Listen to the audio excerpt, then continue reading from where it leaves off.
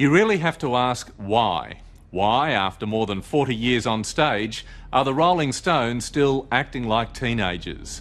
Well, here's the short answer. Why not? And certainly after that spectacular in Rio, you have to hand it to them. Not too many grandpas can attract 1 million fans to a rock concert, and none can cavort like Mick Jagger. But have they still got it, or are they just going through the motions? On the eve of their Australian tour, Ellen Fanning caught up with the Stones in Japan to see if they live up to their reputation as the greatest rock band on earth.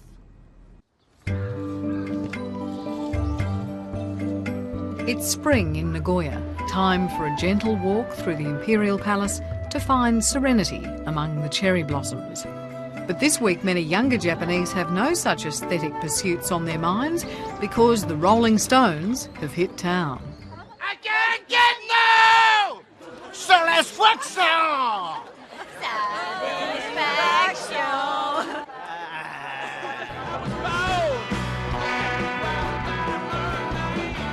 It's extraordinary to think that the Rolling Stones are into their 5th decade and they are still a cult act.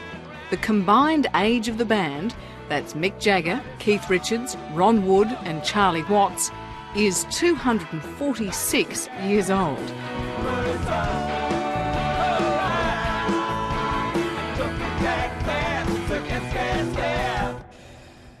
Man, I'm bloody exhausted and I've only just come from Sydney I've to heard here. you're pregnant, is that true? Oh, God, is that what it is? I thought it was Christmas and it wasn't going away. But if you can give a modicum of comfort to every 40 to 60 to 70-year-old man out there, do you ever wake up in the morning and feel stiff in all the wrong places? No. Sorry, mate. I don't. He never ceases to amaze us, really. He runs 6 to 10 miles every night as well. This person that goes whizzing by me. And do you ever look at him and think, mate, you're going to put your back out if you keep that up? No, he does a lot of preparation as well. He's a worker. Worker and very fit, yeah.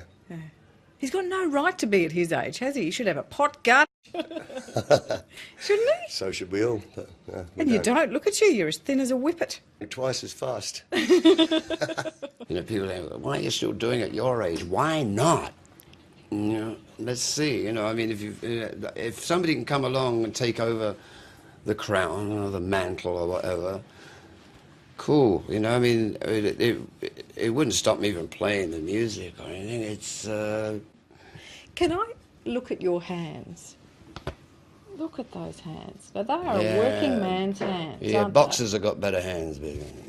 they? Is that arthritis? A little bit of it, yeah, but it don't hurt. And no, it still works. So I hit that thing hard, you know. Yeah. Because they are the hands of somebody who's worked very hard. Yeah, I'm a hard-working man, you know. Seriously? Yeah, even when I'm asleep. Keith Richards is master of the guitar riff and the man many say is the musical conscience of the band. Together, he and Mick Jagger have created 500 songs, most of them good, some of them great. Anthems that cross over the centuries, continents and cultures. And do you get nervous? Is nerves still part of it? I doubt it. I've only got one, and some people get on it, you know. No, but there is, I mean, it depends what you mean by nerves. I mean, some people nerves, they're all butterflies and all that sort of stuff. No, that don't come into it, but there is at the same time a sense of excitement. You've really got to, like, fly.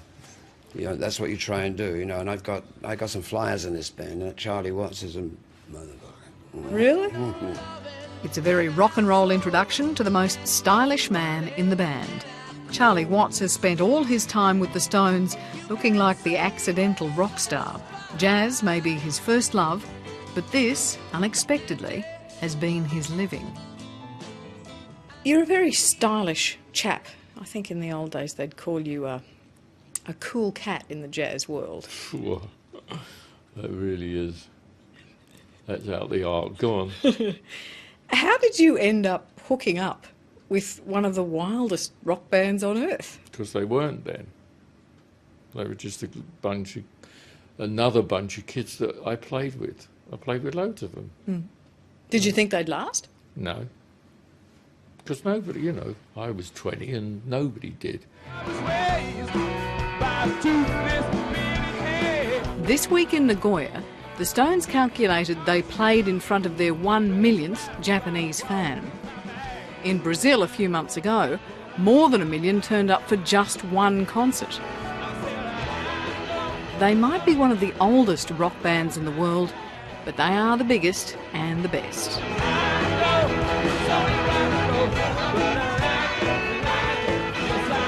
You know, you've been around so long. So long. Does it feel long? You know, we first came to Australia in 1965, I think. I wasn't even born in 1965. Don't tell me that. And what's at stake? Do you have to prove yourself every night? Oh, yeah, every night you have to do your best to prove to yourself you've done your best for yourself, you know. You can't, like, let you set yourself a very high stumping serious now. You set yourself a certain standard, you know, that you want to reach every night. And obviously some nights are really, you think, oh, that was for some reason better than normal, but you never want to dip underneath a certain level. Other than the money, why keep doing it? Why not retire to a life of leisure? That sounds very boring. I think that's when you just go. I think creative people don't really do that, you know. What they famously do is bicker. Keith Richards has slagged off at Mick Jagger's knighthood, compared his latest solo effort to dog excrement, and crudely attacked his manhood. He spent 4 decades cutting his oldest friend down to size. He's a funny one. On the one hand, he's an establishment figure, Sir Mick Jagger. All of that. Cricket, polo. And on the other hand, he presents as the rebel frontman. Yeah, he can fool you, can't he? Yeah, he's a conservative in every way except when he works. You know, he's a very, very conservative guy. You know, when he's shagging is another thing, but I wouldn't know. You know what I mean? How do you two stick together? You are We're in the same band. right. Well, you needn't be. Someone We needn't be, no. But we are, and we've been in the same band for a very long time. You sense the tension, but it's masked by the company line. But tell me about the relationship between Keith and Mick. How has that looked from... They're like brothers. They're awful rough on each other in public. Not really. Keith's rough on Mick. Yeah. But no more than brothers usually are. Well, I think they got over that many years ago now. It could get bad, and it did, but they've come out the other end of the tunnel now, and they're getting on like they did in the sandpit. When they were 4? But scratch the surface and look at what you find. You seem very forgiving of him when he says these things about you publicly, about your music and your solo album, about your knighthood, these sorts of things. The thing about Keith, well, I think I'm a very forgiving person, and he's, you know, shoots off his mouth when he's drunk, basically. So that's, you know, so you have to sort of forgive a lot of people that just shoot off their mouths. You never want to punch him? Oh, quite often. But, you know, I don't... And you never do? I never give in to physical violence with Keith because it's like, it doesn't really get you anywhere. Yeah. Well, he says that part of the key to it is that he's a forgiving guy and that you only say nasty things about him when you get drunk and shoot your great, mouth that's out. his version, is it? Yeah, okay, flip the coin. You know, I ain't going to say no more. Yeah. Does it make you mad or you just shrug your shoulders?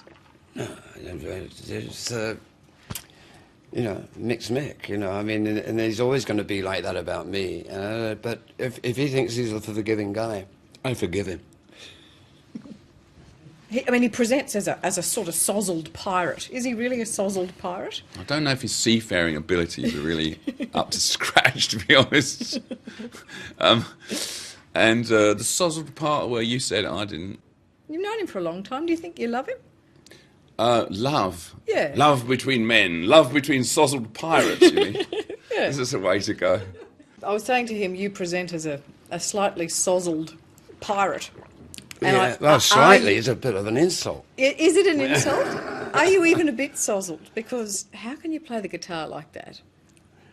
It depends. what's in It there? depends. That's a nuclear waste. A nuclear waste? Yes, that's vodka and orange soda. Yeah. How strong's the vodka? Can I have a No, sniff? you have a sip. You know, Well, I don't can't do the really. baby any good. Probably don't want the lithium.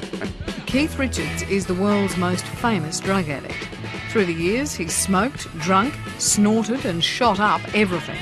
Today, only the cigarettes and the grog are left. Well, let me say, don't try that at home. But everybody's different, you know. I mean, yeah, I went through all of that, and so you go through it. I mean, it's not pleasant. It's you know, I got bored being a junkie, actually. Yeah. Every band member has waged their personal war on drugs. It took Mick 25 years to get clean. Even Charlie Watts, who resisted during those early halcyon days, succumbed during a midlife crisis in the 1980s.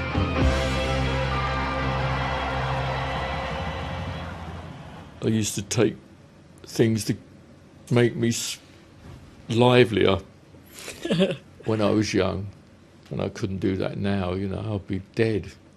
Because there's a theory that you've all had your demons and you've all fought and overcome your demons in a way to save the band. Yeah, I think subconsciously as well as consciously, we all have a huge percentage of let's save this institution. Yeah. I can't get no satisfaction.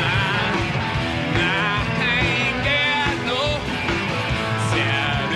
satisfaction. On stage, they're inspired, appropriately enough, by American blues legends who played well into their 80s. They may still bicker and struggle to behave like grown-ups, but when you want to know how on earth they keep going, their answers range from the gym to the bedroom. I've got this trainer, right? He doesn't really work me very hard, and I always worry that I'm not working hard enough. Because I never feel stiff from the training, and some friends of mine, they go in the gym and they go, oh. I said, you're overdoing it, you know, so don't overdo it, that's what I say. I don't know, I suppose keeping yourself in shape, really. To do what I do. To do what Mick does, he needs to do that as well.